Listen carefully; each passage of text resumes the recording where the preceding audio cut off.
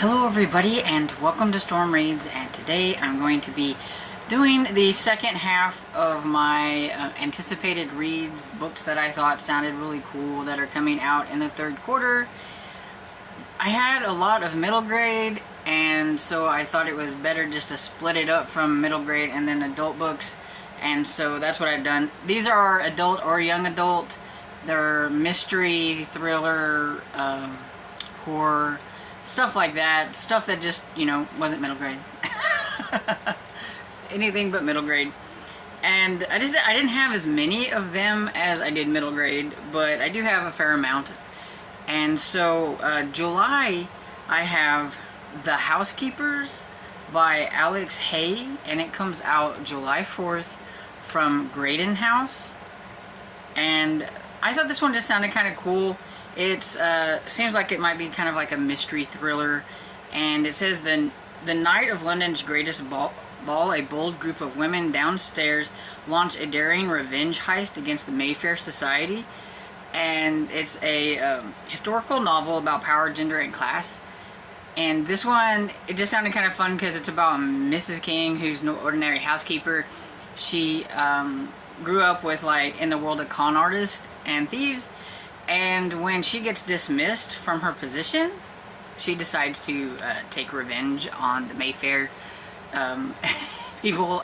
So she gets kind of an eclectic group to help her with this. We have a black market queen out to settle her score, an actress desperate for a magnificent role, a seamstress dreaming of a better life, and Mrs. King's predecessor who has her own desire for revenge. So there's like this kind of a unique group of women that are going to wreak havoc on this household, and I'm kind of curious about it, and we'll see how it goes. The next one I have is Scaredy Cat by Sophie Ryan, and this one comes out July 4th from Berkeley. Okay, so there are a few of these I forgot to say because I am behind that are already out. So there's two from the 4th that are already out, and so yeah, that's how it kind of goes. But anyway, Scaredy Cat is the 10th book in the Second Chance Cat series, which is one of my favorite series, and it's about second-hand store owner Sarah Grayson and her affectionate rescue cat Elvis.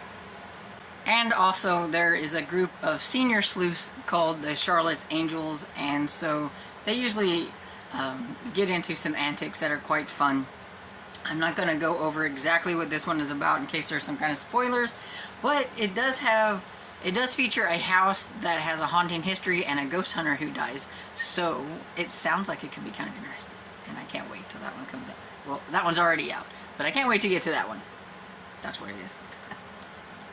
The next one I have is the only horror book actually that's on here, surprisingly, but it is Man Rattan by Hunter Shea, and it is the sequel to Radicus New Yorkus. So Radicus New Yorkus was part of his trilogy that was a one-size-eats-all trilogy, and so basically it was about oversized animal type things that were attacking people and things like that. Though one of them, the last one in the trilogy, was more like a fungus, but yeah. So I guess he's decided to expand on the second book, and so we got a sequel to that one, and this is about exterminator duo Chris and Benita Jackson, and they are sucked back into the madness of giant rats. And yeah, I mean, just look at that cover. I mean, that rat has some gigantic teeth and claws, and I can't wait. And it comes out July 11th. I think I forgot to say that on my birthday, and I can't wait. I was worried that it wasn't coming out because it's not on Amazon yet, and it's not on Goodreads yet, and so I was a little bit worried. But my friend Barb or tweeted Hunter Shea and asked him about it, and he says that Severed Press doesn't do pre-order, and so it would be up on July 11th. So I can't wait. I want that one really bad. And me and my friend Barb are gonna buddy read it, so anyway. Then the next one I have is The Paris Agent by Kelly Rimmer. This one comes out July 11th as well from Graydon House. I like historical mysteries and historical romances, but when it comes to just ordinary historical fiction, I don't read a lot of that, so I don't know. And this one is also kind of part of an era that I'm not really big on, which is World War II. And it seems like every time there's a historical fiction book, it's like World War II. But this one just sounded kind of interesting, and it's I'll have to read a little bit more of this one because I don't know if I can explain it very well. But in 1970, in the aftermath of his war-raged past, Noah Ainsworth is still haunted by memories of this time of his time as a fearless British operative in France. But a critical head injury left Noah with frustrating memory gaps and a burning question that plagued him. Who was the agent who saved his life that tragic final mission? So determined to find the answer is his daughter, Charlotte. So she embarks on a quest in their home in Liverpool, leading her to the incredible lives of two ordinary women, Chloe and Fleur, who transformed into fearless spies on foreign soil. But as Charlotte unravels the heroic exploits of the women and their connection to Noah, she inadvertently stumbles upon evidence of a double agent lurking disturbingly close to home, drawing her into a treacherous web of secrets and unearthing a shocking story from those final days of war. And yeah, it just sounds really interesting, and it has a little bit of a mystery to it, so I'm branching out here, and I'm hoping that I'm going to enjoy it because I just like the way it sounds. So, fingers crossed. Then the next one I have is Murder in the Book Lover's Loft by Ellery Adams. This one comes out July 25th from Kensington, and I really enjoy this series. This is Book Retreat Mystery number 9. It's about Storrington Hall in West Virginia and Jane, and I can't really say a whole lot about what this one is about. I don't want to spoil anything since it is number 9, but it seems like Jane is on a much needed vacation, but instead of taking a leisurely beach stroll, Jane is suddenly on a literary chase through time, unearthing a dark secret in her family tree that threatens all she holds dear back in Storrington. So I am really curious to see what is going to happen with Jane and Edwin and her twins and the older group that work there at Storrington and everything. I really like all the characters, and so yeah. And the last one I have for July is Mystery in the Highlands by Lydia Travers. And this is the 3rd book in the Scottish Ladies Detective Agency. And it comes out July 26th from Bookouture. I've read the first 2 this year because all 3 of these have come out this year. And yeah, I'm a little hit or miss with them, but I think now that this is number 3 and I've got the 2 underneath me that I kind of think I know how this author does things. So I'm hoping that because of that, I'll know how it goes and I'll enjoy this one a little bit more. I really like Maud and Daisy and everything, so, and I like the setting. It's 1911 in Edinburgh, and in this one, Daisy, I'm reading this one currently actually, but I put it on here anyway because it was anticipated for this month. So I'm reading this one because I have an e-arc, and so far it's about Daisy's cousin, I think it is Clara, who is in the Highlands, and she's part of a choir, and she has this strange story about how 2 of the choir people have died recently, like kind of almost back to back. So it seems kind of strange that 2 choir members died all of a sudden. And there's also going to be like a major choir competition coming up, and so is it somebody from a different choir trying to throw out their competition, or is it something to do with somebody within the choir? And so Maud and Daisy are going to go and try to figure out what's going on. The only thing is, normally they can't leave it to just one mystery. The author always puts like at least 2 or 3 mysteries in it, so I'm expecting while they're in the Highlands that something else is going to happen. So now that I know that, maybe I'll enjoy it a little bit more going in. So that's all the ones I had for July, and if I moved a little bit, it's because I accidentally kicked my tripod. So in August, I only have 3. So the first book I have for August is The Paris Mystery by Kirsty Manning. Comes out August 8th from Vintage. And you'll notice that with the adult books and things that I have here, besides a few, a lot of them are historical, so you can kind of see what kind of mood I was in when I was looking up things. And so this one is a historical mystery, and it is about Charlie James. Her name is Charlotte, but she likes to go by Charlie, is chasing her first big scoop as a correspondent for British-based newspaper The Times, and she needs to prove to her boss that she can do the job, if not better than her male counterparts. The best way to forge the necessary contacts quickly is to make well-connected British expat Lord and Lady Ashworth her business. Lady Eleanor knows everyone in the Parisian high society, and as her sumptuously extravagant annual party, a circus ball, Charlie will meet them all. Then, of course, something is going to happen at the ball. There's going to be some murder. And this is set in 1938. And we've got burlesque dancers, tightrope walkers, a jazz band, and horrific murder. So, it sounds like everything that I'd want to read about. So, that's why this one is on here. And then the next one is another one that I probably wouldn't typically put on here because of the setting, but once I read you this one line, you will understand why I put it on here. A serial killer preys on women in World War II era. So, World War II era Seattle. So, yeah, this one has a serial killer in it, and so I figured even though it's a historical fiction, that it's probably going to have a little bit of a mystery and stuff in it. That's what I'm kind of looking for. If I'm going to read historical fiction, to have a little bit of a dabble of mystery in it.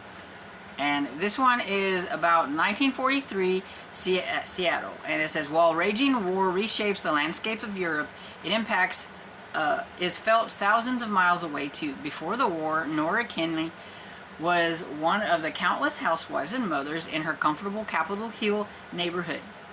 Now with her doctor husband stationed in North Africa, Nora feels compelled to do more than tend her victory garden or help with the scrap metal drives. So she decides to get a job at the Boeing B-17 plant. And it seems like while she's there, they learn that not everybody likes the fact that women are coming into the workforce and taking over men's jobs. And so when one of the ladies that she works with is found strangled in her apartment, dressed in an apron with a lipstick smile smeared on her face, you know, Nora starts to begin to wonder about what is going on and and who it is, and could she actually know this person that is doing this? And so it sounds pretty interesting to me, and that is why there is another World War II book on here. Even though that's really not my favorite time period. Then the last book that I have for August, because I only had 3, and this is set in Manhattan, 1923. So we got flappers, and this is Broadway Butterfly by Sarah DeVelo. Probably butchered that. But anyway, I really like the Roaring Twenties. So we have scandalous flapper Dot King is found dead in her midtown apartment, a bottle of chloroform beside her, and a fortune in jewels missing. Dot's headline-making murder grips the city. It also draws a clutch of lovers, parasites, and justice seekers into one of the city's most mesmerizing mysteries. And so in this one we have another female reporter. We have crime reporter Julia Harpman, who's chasing the story. in this male-dominated industry, but we also have righteous New York Police Department Detective John D. Coughlin, I think that's how you say it, struggling against city corruption, and Ella Bradford, the victim's Harlem maid and closest confidant and keeper of secrets. So it says what she discovers twist after breathtaking twist might be more nefarious than murder. And so I think it's going to involve like some of the powerful men in the city and all that kind of good stuff. And yeah, it just sounded really good. And I think I might have forgot to say, but this comes out August 22nd from Thomas Mercer. And yeah, I just really think this one sounds pretty cool. Okay, for September I have 3 as well, and so the first one is probably one of my like highly anticipated books. I have an e-arc of this one. I really want to get to it pretty soon, but I'm trying to wait until it's a little bit closer to September. But this one is Murder at the Merchant Library by Andrea Penrose. It comes out September 26th from Kensington. And this is about Lord Rexford and Charlotte Sloane. And this is the 7th book, and a lot of things have happened, so I don't want to say a whole lot about this one. So I don't want to spoil like previous books or anything like that, but in this one it looks like there's going to be 2 separate murders, or 2 separate mysteries, I mean, and hopefully that means that they're going to come together at the end. I don't really necessarily like it when the 2 characters are sleuthing on their own. I like it when they're together. But this one has Lord Rexford journeying to Oxford to find out what happened to a reclusive university librarian. He had a friend that gave him an urgent plea to come and check things out. They have gotten a reputation now for solving murders and things like that, and mysteries. Then at the same time we have Charlotte Sloane, who is working with her pen name AJ Quill, and she does satirical art and stuff that's in newspapers and stuff, and that's kind of how she met Rexford in the very first one. You would have to read it because I really like this series and I recommend that you do so. But she is determined to find out whether a laboratory fire was arson, or if it's connected to the race between competing consortiums for a type of new ship. This would be a steamship rather than a sailing ship. And so she's investigating that with a good friend, Kit Sheffield, which I like him. And so they have these 2, and so I haven't really read through the whole thing, but I'm really hoping that the 2 are going to combine, and that we'll have Rexford and Sloane together for a little bit of it, because I really like them together, so I don't like them sleuthing apart. But other than that, I really like it, and so I can't wait to get to that one. Another one from a favorite series is Now You See It by Carol J. Perry. This is the 13th book in the Witch City Mystery series, and it comes out September 26th from Kensington. And so yeah, I won't say a whole lot about this one either, but this one we have Lee Barrett, who is the main character, and we also have Detective Sergeant Pete Mondello. And in this one, it looks like she is tasked with a hauntingly dangerous assignment in her job as program director for Salem, Massachusetts, local station Witch TV.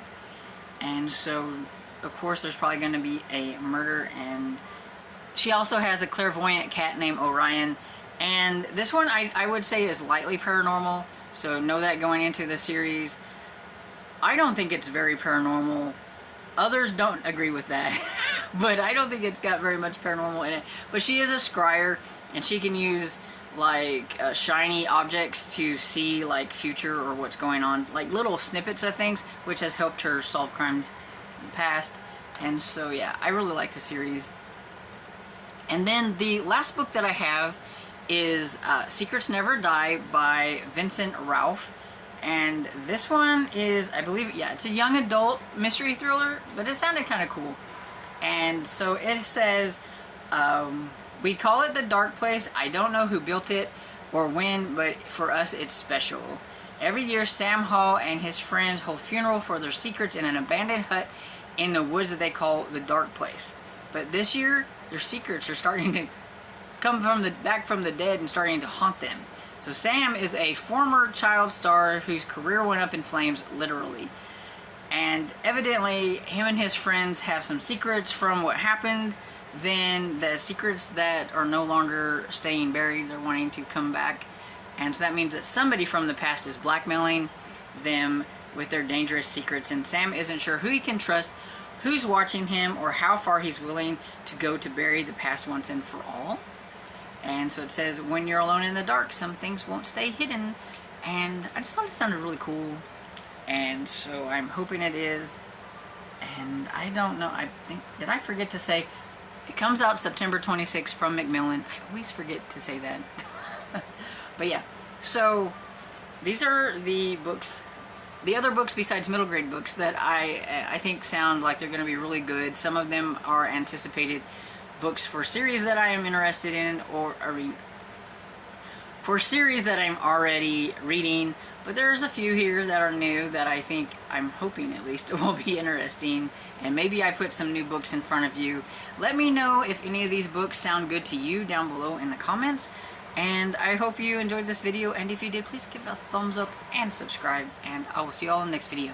Bye.